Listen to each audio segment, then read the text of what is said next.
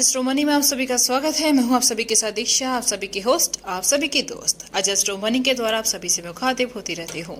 आज आप सभी के समक्ष लेकर आई हूं, सरकार ने धान, कपास और गन्ने की बुवाई का आंकड़ा जारी करना किया बंद है। जी हां, आखिर क्या है इसके पीछे की वजह, ये हम जानेंगे इस रिपोर्ट में। धान मुख्य खरीफ फसल है और देश में कुल धान उत्पादन का 80% से अधिक इस मौसम के दौरान होता है। धान सहित खरीफ फसलों की बुवाई जून में दक्षिण और पश्चिम मानसून की शुरुआत के साथ हो जाती है। केंद्रीय कृषि और किसान कल्याण मंत्रालय ने प्रमुख उत्पादक राज्यों में अच्छी बारिश नहीं होने की वजह से चालू खरीफ सीजन में धान की बुवाई पर चिंताओं के बीच धान बुवाई के कुल रकबे का साप्ताहिक आंकड़ा अपडेट जारी करना बंद कर दिया है। केवल धान ही नहीं, कपास और गन्ने के साप्ताहिक बुवाई के आंकड़ों को भी लगातार दूसरे सप्ताह जारी नहीं किया गया है। संपर्क करने पर मंत्रालय के अधिकारी शुक्रवार को तीनों फसलों के आंकड़े जारी नहीं करने का कोई वाजिब कारण नहीं बता सके। धान मुख्य खरीफ गर्मी की फसल है और देश के कुल धान उत्पादन का 80% से अधिक इस मौसम के दौरान हो जाता है।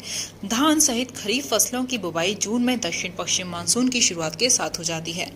मंत्रालय आमतौर पर बुवाई शुरू होने के बाद हर शुक्रवार को सभी खरीफ फसलों के बुवाई के आंकड़े जारी करता है।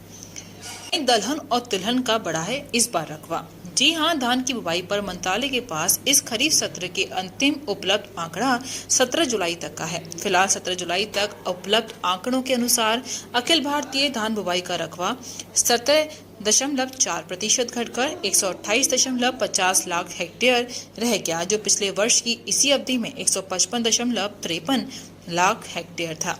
3 फसलों धान, कपास और गन्ना को छोड़कर मंत्रालय ने दलहन, तिलहन, मोटे अनाज और जूट, मैस्टा की बुवाई का अपडेट आंकड़ा जारी किया है। इन फसलों के आंकड़े इस खरीफ सत्र के 29 जुलाई तक अपडेट किए जाते हैं। सूत्रों के हवाले से दलहन का रकबा 29 जुलाई तक मामूली बढ़कर 106.18 लाख हेक्टेयर हो गया, जो इस साल पहले की समान अवधि में 103.23 लाख हेक्टेयर ही था। इस दौरान तिलहन का रकबा भी पहले के 163.3 लाख हेक्टेयर से मामूली रूप से बढ़कर 164.34 लाख हेक्टेयर हो गया, जबकि मोटे अनाज का रकबा पहले के 135.30 लाख हेक्टेयर से बढ़कर 42.21 लाख हेक्टेयर हो गया। हालांकि इस खरीफ सत्र के 29 जुलाई तक जूस्ट मैस्टा का रकबा पहले से मामूली कम यानी 6.91 लाख हेक्टेयर ही था, जबकि एक साल पहले की अवधि में ये रकबा 7.01 लाख हेक्टेयर था।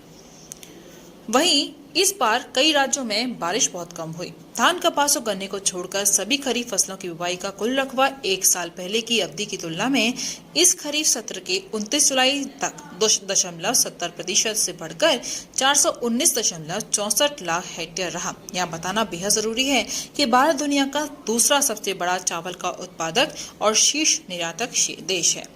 भारत मौसम विज्ञान विभाग IMD ने इस साल दक्षिण पश्चिम मानसून समान रहने का अनुमान लगाया है।